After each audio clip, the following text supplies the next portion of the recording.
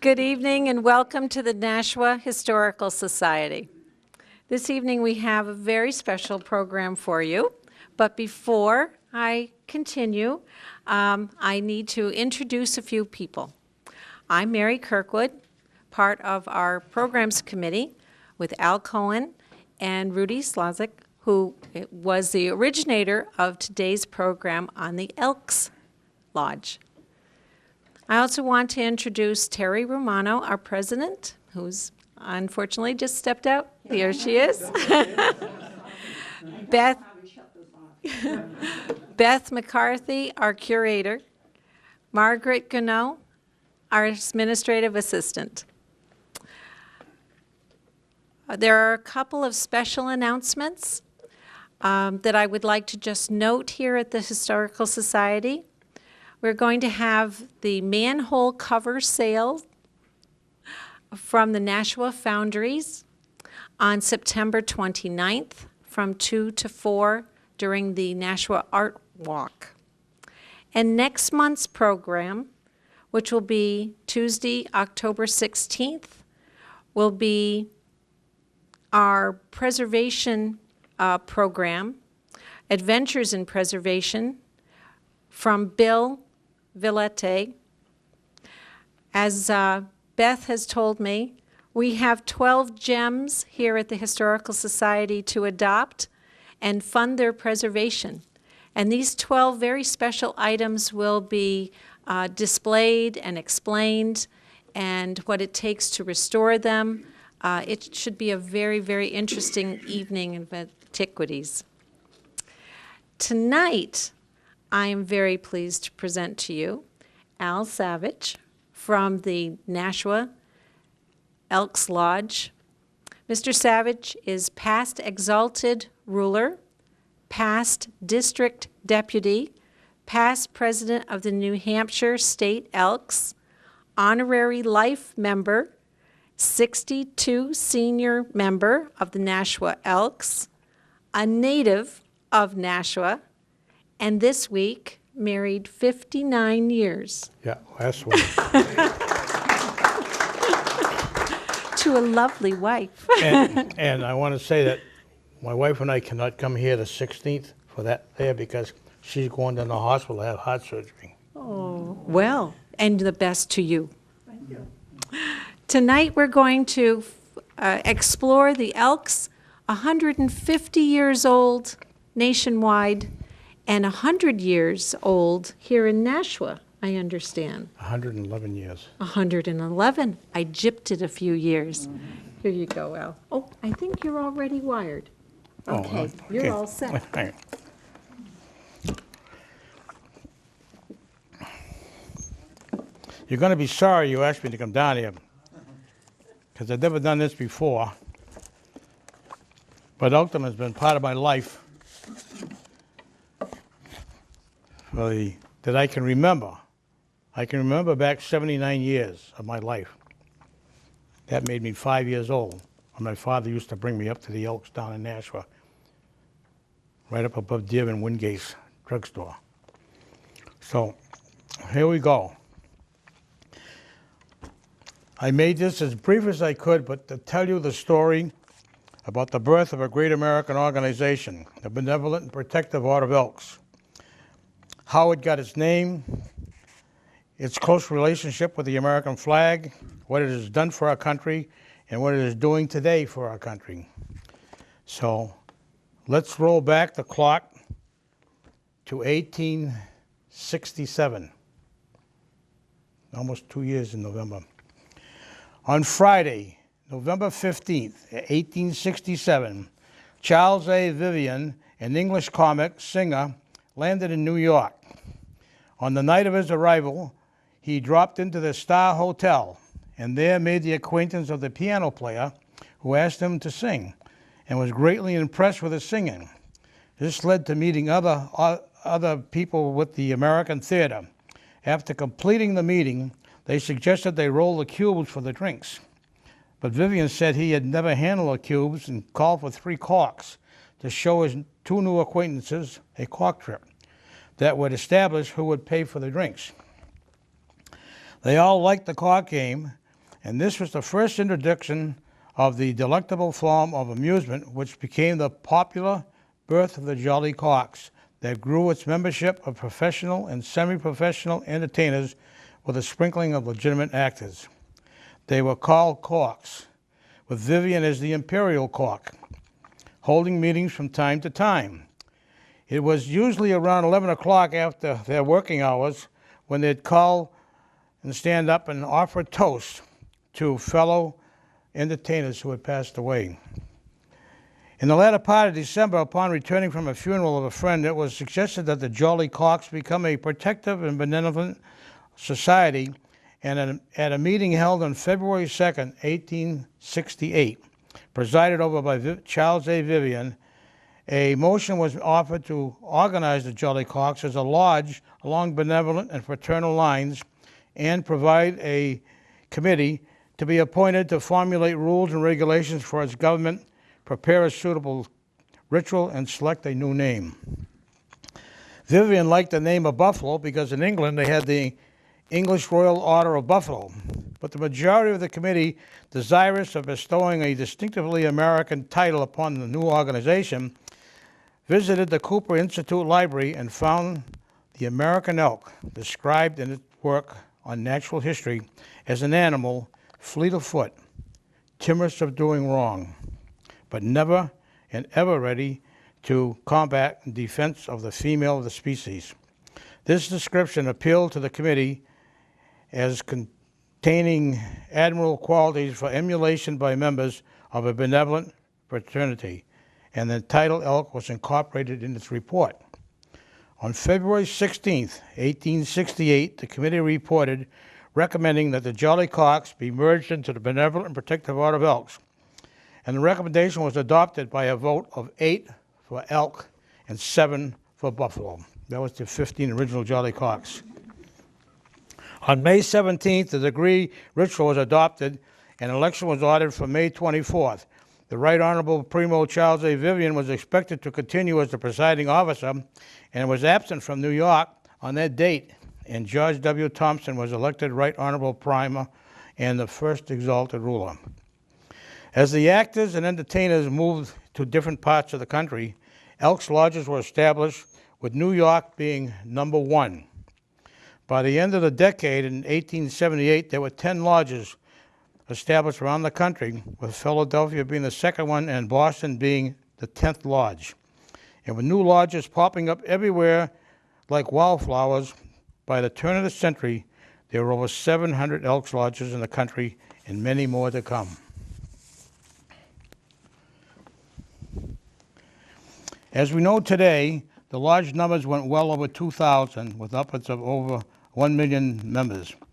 The Benevolent and Protective Order of Elks has grown in the past 144 years and is still helping and doing for others in need. Every major natural disaster in this country, such as floods, hurricanes, cyclones, fires, earthquakes, etc., and including some foreign countries, was supported financially, materially, or physically, or all three, by Elks and the Order of Elks, like the Johnston, Pennsylvania flood of 1880 and the disastrous Seattle fire of 1891, and everybody has heard of the terrible and devastating San Francisco earthquake of 1906. Immediately after the earthquake struck, the Grand Lodge sent $10,000 for immediate relief, and Oakland was set up as the base of operations. California Governor Pardee stated that the Elks were the first to render assistance, and that within the first 12 hours, the Elks of Oakland had equipped a tented city, and hospitals were taking care of 2,000 people. A total of $109,000 was raised for the relief and help. These acts of charities, assistance, and help from the Elks has continued for over 144 years to the present day as Elks Care, Elks Share. Now let's go back to the beginning again and start filling in about its growth and the institution of the Nashua Lodge of Elks in 1901 and its proud history. On August 3rd, 1896, the Entre Nous Social Club was organized by 30 American men ranging from 20 to 30 years of age, most having grown up together, who that day assembled at the old Lawndale Gardens in the South End to hold an old-fashioned New England clam bake. They all had a great time and sort of hated to break it up. Someone suggested they could raise a little money, rent a room someplace, and form a social club, which sounded like a great idea. They decided to keep the club and its functions strictly amongst themselves, and that's where the club got the name Entre Nous, which means amongst ourselves. They hired a room on the corner of Water and Main Street, fixed it up, and ran some dances. With receipts from these, they moved into larger quarters upstairs at the Barker Block. After a few years, the membership changed as several people were moving west. They always had 30 members because they had a waiting list of over 100, or so anxious to get into the club. So the vacancies were just filled from the list. Just the same, after a while, the changing membership started to make the organization's charter members uneasy, and they started thinking about joining a national organization to preserve the club and the fellowship it provided. They wanted an organization to preserve the club, and they wanted to get an organization to permit them to retain the character of the Entre Nous Club. Charter member Charles Lee, who was my mother's brother and who had recently joined the Lodge of Elks, said, "You know, we're all Elks, and we don't know it." He pointed out that a long-standing custom of the Entre Nous Club had an amazing parallel in Elkdom. Every Saturday night, the Entre Nous Club had an 11 o'clock social hour, which all members had to attend. No matter what they were doing or where they were, they had to show up at 11 o'clock. One could see the pattern there when you think of the 11 o'clock toast to departed brothers given by the Elks. That was just one of the things convincing the members to join the Elks. Since Joseph D. Kilbride was the president of the Entre Nous Club at that time, the members elected him as the first exalted ruler of the Nashua Lodge of Elks 720 at its institution on July 18, 1901. When Elks Lodges open their meetings, the esteemed leading knight hands the American flag posted on the right to the esquire, who then advances before the altar and delivers this tribute. This is the flag of our country, the emblem of freedom and a symbol of unity. As Americans and patriots, we place it first beside our altar, and as the American flag typifies the glory of our nation, we have adopted it as emblematic of the cardinal principles of our order, charity.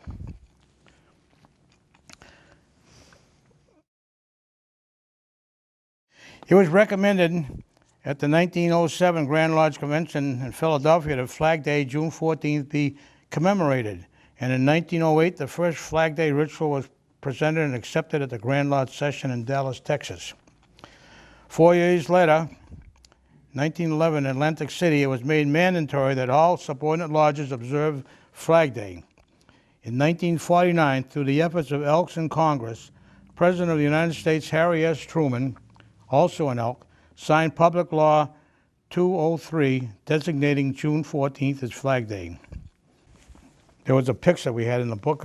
It showed back in 1914 with 90 the Nashua Elks lined up with tall silk hats and canes lining up to go on a Flag Day parade.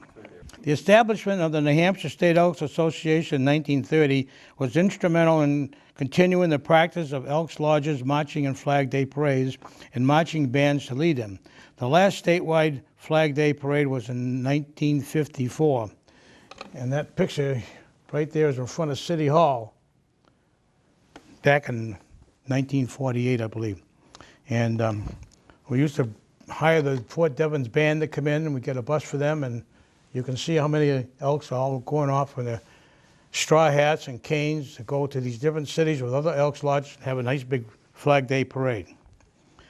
In 1964, after the indoor Elks Flag Day ceremony was performed in the Nashua Elks' new home, the American Legion James E. Coffey Post 3 conducted an outdoor service of the proper military disposal of worn and obsolete American flags in the Elks parking lot. This proper flag-burning service has continued to the present day.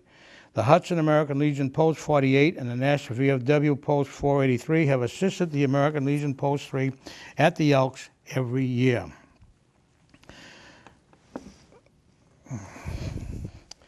The Elks National Home in Bedford, Virginia, established in 1903, has been called the crown jewel of Elkdom and is set in the foothills of the Blue Ridge Mountains.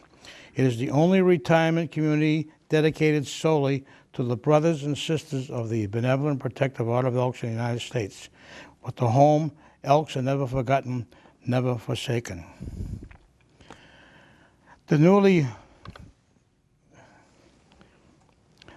organized Elks Lodge held their first clam bake and outing in 1903 and continued this outdoor social tradition for the next 90 years. But changing times and the outdoor bake for just men became a thing of the past. Membership grew rapidly the next few years, and the Elks needed more spacious quarters. So in 1910, the lodge moved into quarters on the third floor of the Beeson Block, 42 steps from the sidewalk at 135 Main Street. These quarters were occupied for over 50 years until they were gutted by fire in March of 1961. Thoughts, discussions, and meetings about the new home had started taking place in 1955, and not until 1956 that plans were made and followed through. Although it took 5 years to materialize, a new home for the Nashua Lodge of Elks became a reality when it occupied new quarters on Sunday, November 12, 1961, on the east side of the Daniel Webster Highway, where it is still located today. This here elk is 104 years old. He was donated to the Nashua Lodge of Elks in 1908 by a couple of brothers named Salvi, and that survived the fire when the quarters were all gutted on Main Street. Luckily, because that's one of the biggest mounts in the country.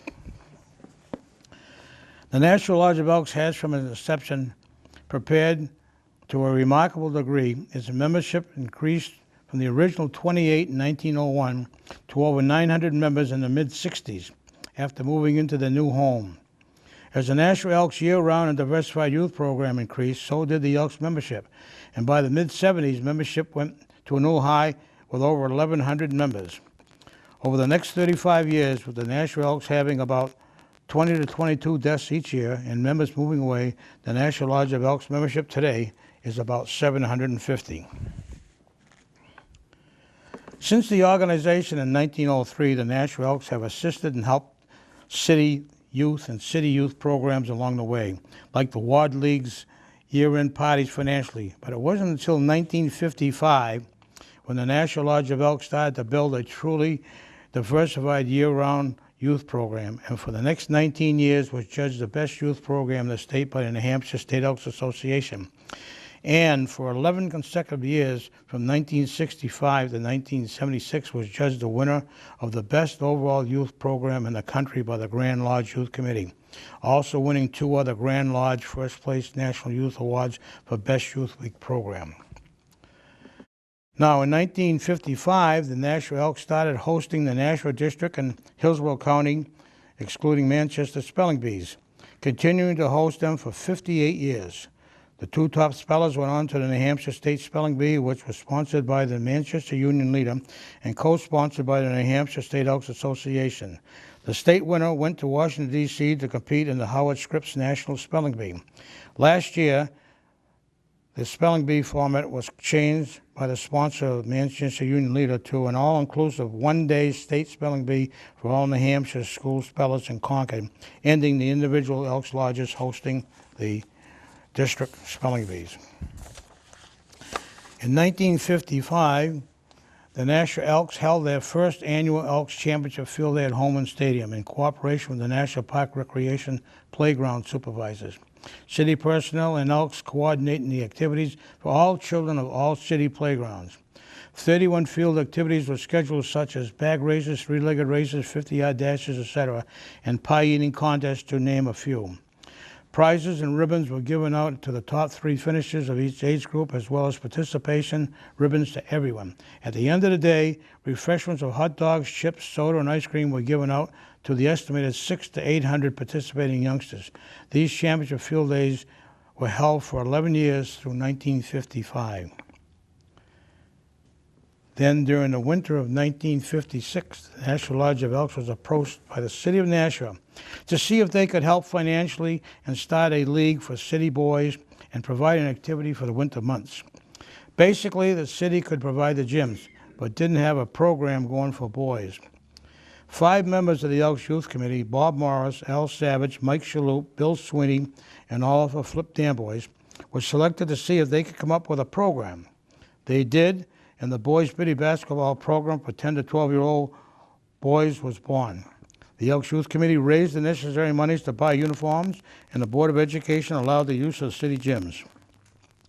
125 boys signed up in the fall of 1956, and 6 teams were formed. The program the second year got underway and was well received and successful. Interest grew in the second year, with 12 teams being formed. 2 more teams were added in 1959, and the Elks raised the additional monies to outfit the additional teams. The name Biddy came from a national program by that name, which was incorporated into the program. The new boys' Biddy basketball program was now co-sponsored by the Nashua Park Recreation and the Nashua Lodge of Elks. As the first session came to a close in 1957, another tradition was started in the spring of 1957, the first postseason banquet to honor the boys. The city asked the Elks if they would commit to future banquets, and they agreed, thus cementing the relationship between the city and the Elks. Subsequent banquets until 1964 were held in the basement cafeteria of the Spring Street Junior High School, and then moved to the Elm Street Nashua High School, and then to the new Riverside Drive Nashua High School. Banquets immediately went big time with the appearance of guest speakers from the Boston Celtics every year, the first speaker being the legendary voice of the Celtics, Johnny Most. Banquets kept growing to 600 to 700 people. With the girls' biddy, junior biddy, senior biddy being formed, the Elks started carrying banquets up to 5 banquets per year. At the end of the 50th year of boys' biddy basketball, the Nashua Lodge of Elks hosted its last biddy basketball banquet in 2006 in the Nashua North Cafeteria.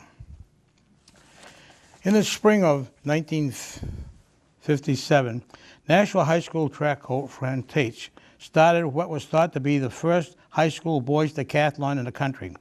It was held on Father's Day at Homeland Stadium. Coach Tate asked youth chairman Al Savage if sandwich, dessert, and drinks could be provided, with some Elks helping to run the events. The Elks did, and the following year on Father's Day it was a hot, muggy, rainy day, and the Elks had to serve the luncheon in the stadium locker rooms. You ever been in a locker room on a hot, muggy day filled with sweaty athletes? It was terrible. The Elks voted to have the future luncheons after the decathlon to be served at its lodge rooms up on Main Street. This was done until the Elks' new home was built. From then on, a hot chicken dinner with all the fiction has been served every year.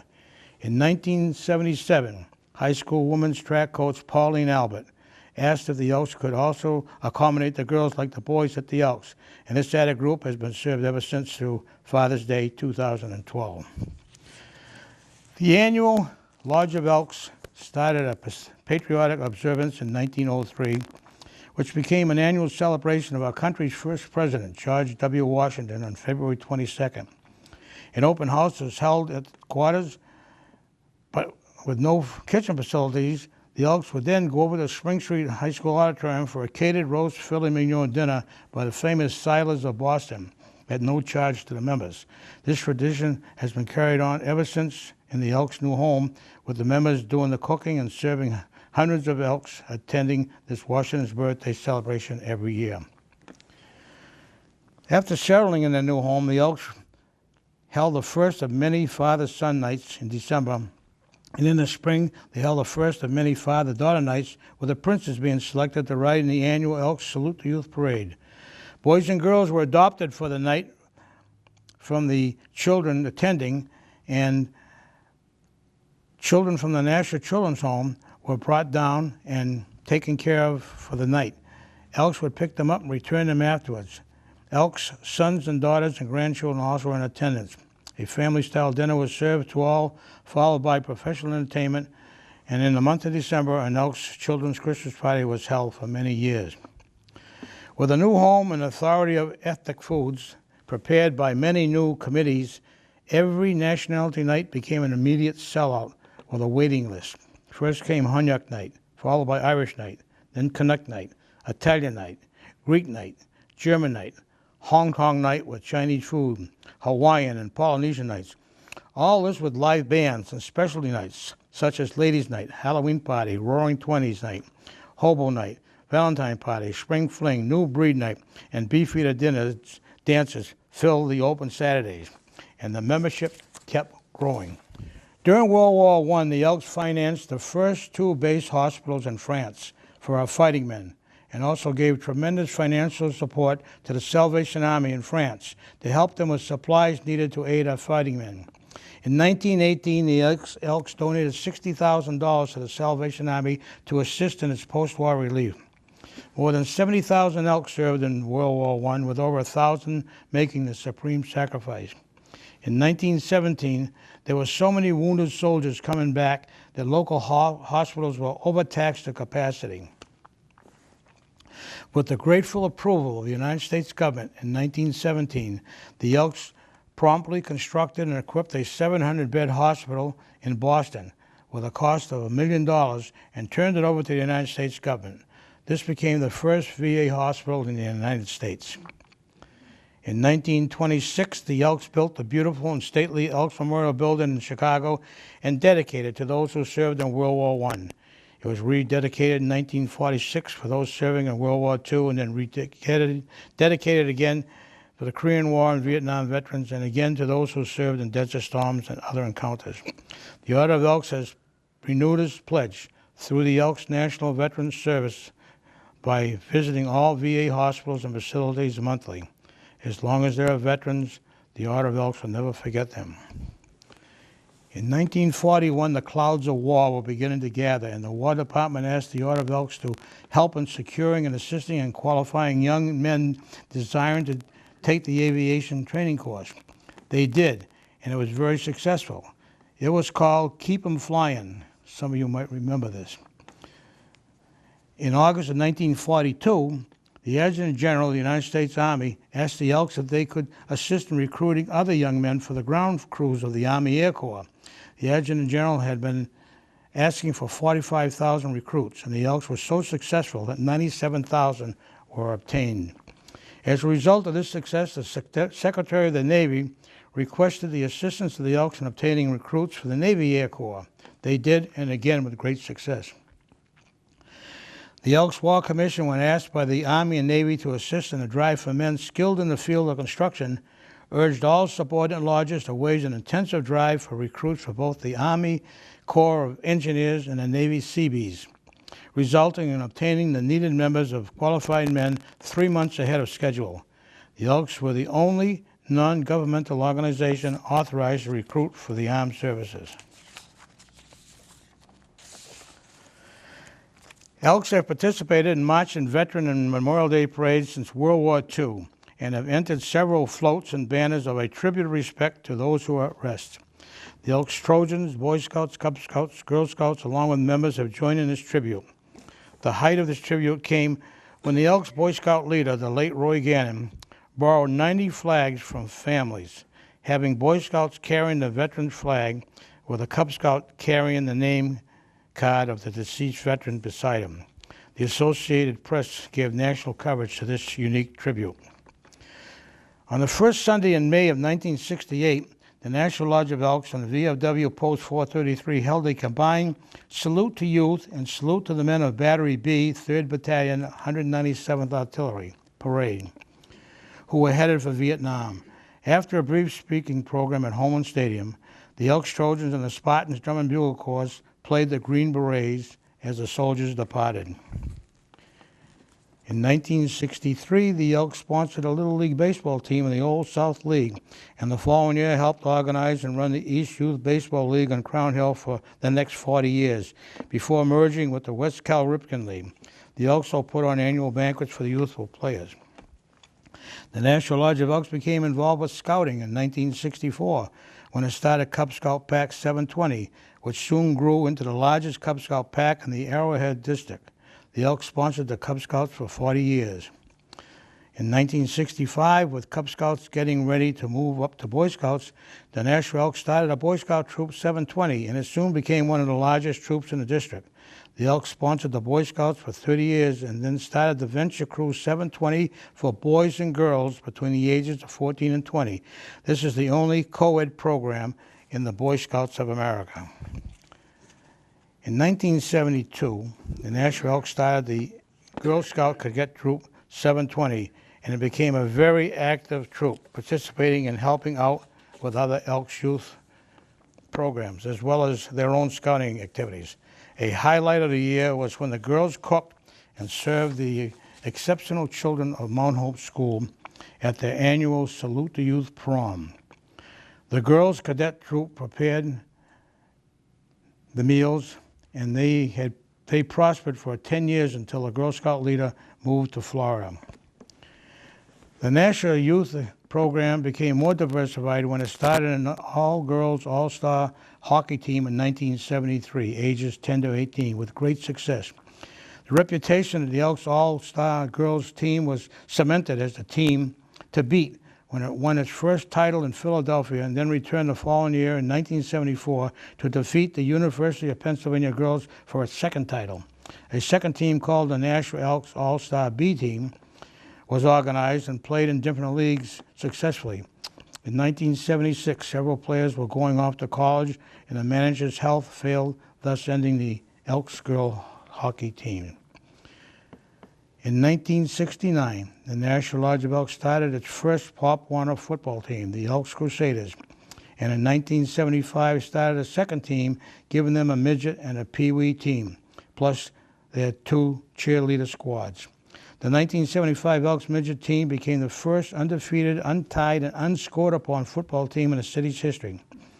As the city of Nashua kept losing sponsors, the teams became traveling teams, and soon the Elks Crusaders football team expanded to 5 football teams and 5 cheerleader squads, which they are now co-sponsoring in their 44th year today. The Nashua Lodge of Elks started the Salute the Youth Parade on the first day of May in 1966 as part of the Lodge's Youth Week observance. The purpose of the parade was to recognize and salute all youth organizations by publicly drawing attention to them through a parade, which was open to all area youth organizations to participate in. No adult organizations or bands were allowed to participate in this unique youth-only parade, thus becoming the only all-youth parade in New England. The Salute the Youth Parade grew larger and larger every year, always being held on the first Sunday in May through 1975, with the 1974 Elk Salute Parade becoming the largest in the city's history outside of its bicentennial, when a 3-mile-long, 13-division parade led by 10 drum and bugle corps and 3 high school bands marched down Main Street with over 3,000 participating youth, 33 floats, and 22 motorized vehicles. Over 18,000 people lined the streets to welcome and cheer the fun-packed youthful marches. The Nashua Lodge of Elks has always supported the Boys Club since its early days, both financially and material, until the present day, and now support the combined Boys and Girls Club of Nashua financially. In a support request by the Executive Director, Dominic Giovanazzo, in the early 70s, the Elks donated $1,500 to the building fund, and then donated the Elks Hall for the Boys Club annual dinner in 1974.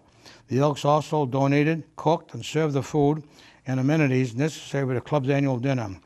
In 1975, the Elks were called upon again to donate and help for the club's first dinner in its new home by cooking the roast beef at the Elks and delivering the entire dinner to the new Boys Club and serving it with the help of members of the Elks, Trojans, and Spartans Drum and Bugle Corps. Dominic Giovanazzo sent a letter of appreciation and thanks with these words: "I have never seen any one organization do as much for such a long time for youngsters as the Nashua Lodge of Elks." The Nashua Lodge of Elks made financial donations every year to Mount Hope School from the early 60s until it closed its doors in the late 70s.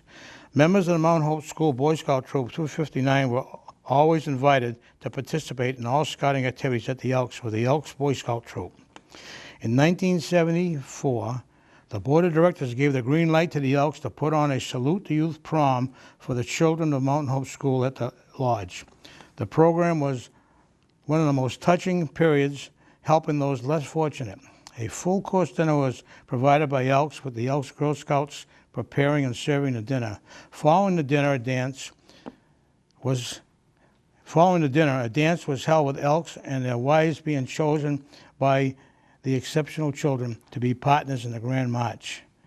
Parents were forbidden to attend the prom. They came in afterwards. The highlight of the evening was the selection of the prom king and queen, whose theme was Love Makes the World Go Round. The proms continued until the school closed, and now the Nashua Elks put on 3 dinner dances for the Plus Company, a Halloween, a Christmas, and a spring fling at the Lodge. 41 years ago, in 1972, the Nashua Lodge of Elks held its first hoop shoot free throw contest for boys and attracted 150 contestants. 3 years later, girls were invited to compete, and the program nationally has grown every year, with over 3,000 boys and girls competing every year. In the first year, 8-year-old Steve Pawlowski of Nashua won the New England Regional and went on to the Elks National Hoop Shoot Finals in Kansas City. Now in its 41st year, the Elks Hoop Shoot Free Throw Competition has seen more than 115 million participants since its inception, making it the largest co-educational sports program in the nation. Over the years, the Nashua Elks have sent 11 Greater Nashua Hoop Shoot champions to the National Hoop Shoot Finals, with Caleb Donnelly of Hudson, our only Elks National Hoop Shoot champion. In September 1972, 40 Nashua Elks traveled to Crotched Mountain Center in Greenfield, New Hampshire, with all the necessary food and supplies, which they prepared, cooked, and served to more than 400 handicapped residents and personnel. Entertainment was supplied after dinner. Enthusiasm was so high that for the next 4 years, in August, the 200-member Elks Trojans Drum and Bugle Corps went on to Crotched Mountains to provide an exhibition of marching and playing a concert, as well as the Elks putting on and feeding the 400 people there. The center's personnel stated that this project served as an invaluable therapeutic lift for the handicapped. Elks Drug Awareness Programs and Scouting Recognition Nights started off in 1972 when the Nashua Elks started the first drug awareness program in the state of New Hampshire with a 2-day drug seminar at the Lodge with the assistance of the Nashua Police Narcotics Division. Favorable comments by the 2 large groups attending prompted the Elks to put on a blitz of advertising the following year in holding a 3-day drug awareness seminar. The first 2 of the youth group were youth groups, and the third was for adults, with a high school teacher who had lived with addicts as the guest speaker. These seminars went on for several years, and in the late 80s, a member of the Elks Committee went to Weeks Dairy in Concord and convinced them to put the slogan, "Say No to Drugs," on milk cartons for school children, and this was picked up nationally by other lodges. Since then, a drug awareness talk is given at all the Elks youth banquets and Boy Scout recognition nights every year. The Elks have held Eagle Scout and Arrow Light Cub Scout recognition banquets since 1973. At 1975 National Elks Convention, the Elks voted to drop the word male only in membership requirements. And in 1998, the Nashua Lodge of Elks initiated their first 5 woman Elks. Since then, thousands of women throughout the nation have become initiated into the Order of Elks, with many becoming officers, exalted rulers, district deputies, and state presidents. The addition of women has been a tremendous asset to the Order of Elks. The first Sunday in December is designated as Elks Memorial Sunday, and it is mandatory that all Elks Lodges hold memorial services for members who have passed away during the past year, and also for members of the armed services. The beautiful Elks ritual is exemplified by the officers of the Lodge, a soloist, an organist, and a guest speaker from a local church complement the program, open to the public. In the early days, Lodge meetings were held on Sunday nights and were concluded around 11 o'clock. As members departed, they naturally made inquiries about the absentees and expressed sympathetic interest in their cause of absence. It soon was a custom for some members to propose a toast to the brothers who were not present. The beautiful Elks 11 o'clock toast is given at all Elks gatherings when the hour reaches 11. Elks Charity started in 1868, and it has never stopped. It has continued to grow for the past 144 years.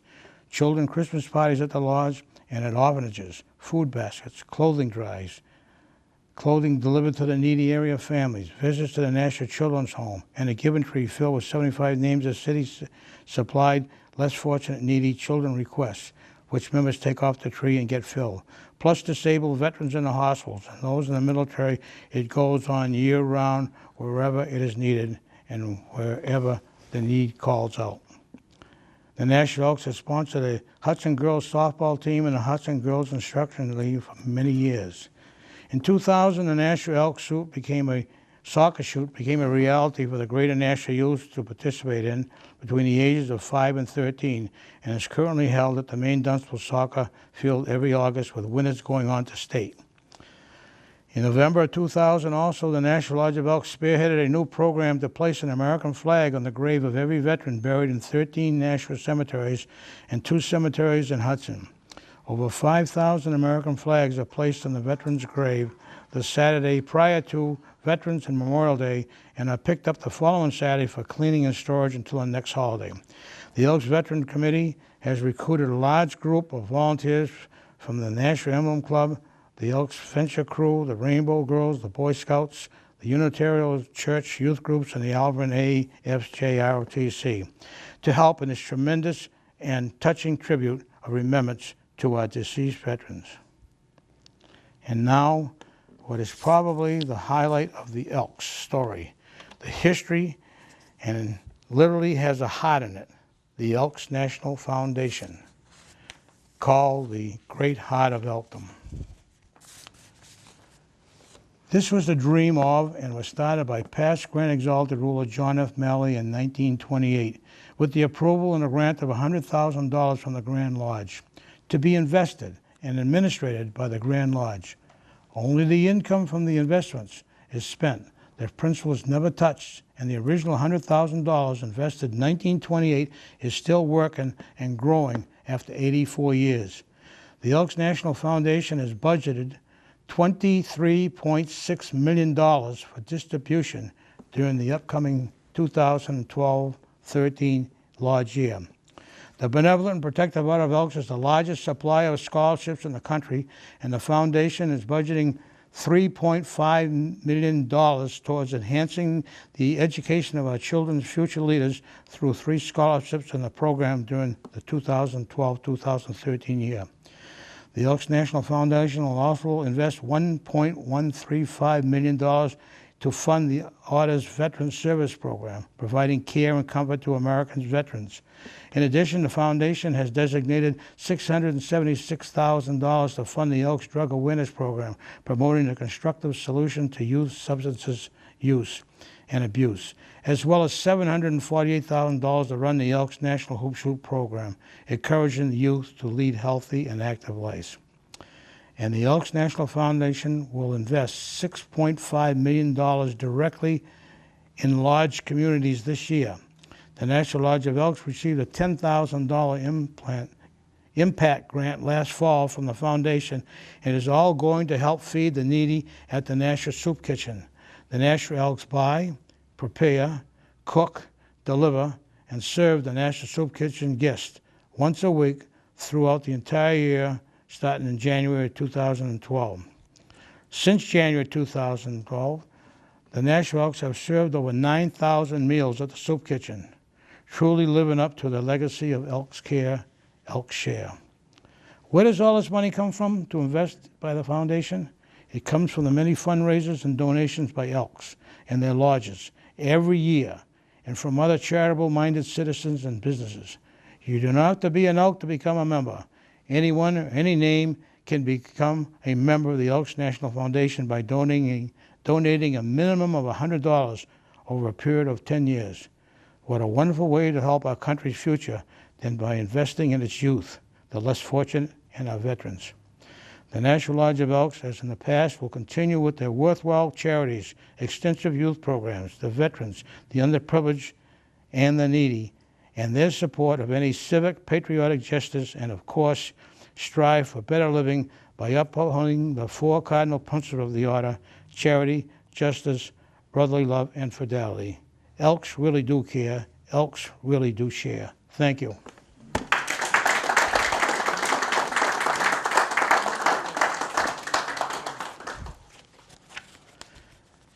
Amen. Are there any questions tonight? No, I would like, how does one become an elk? Well, you get a hold of an application, and someone proposes you, and you fill it out, and the investigating committee checks it through to make sure that you're a good citizen, good moral character. And there are the two requirements to belong to the Order of Elks.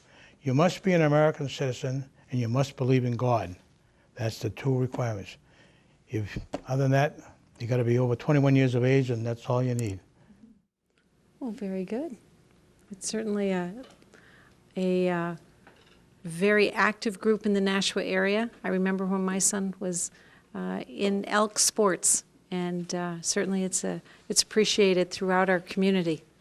So thank you, Mr. Savage, for joining us, and your, would you say brother elks that I see? Yeah, in the... and if you join, I'd call your sister elk. Oh, well, thank you. That would be very nice. Tonight we have refreshments. If we are done here, our refreshment committee has been very, very busy. So you are all invited to the dining room at the other end of the building.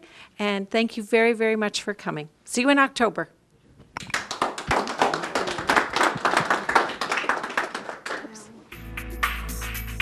Oops.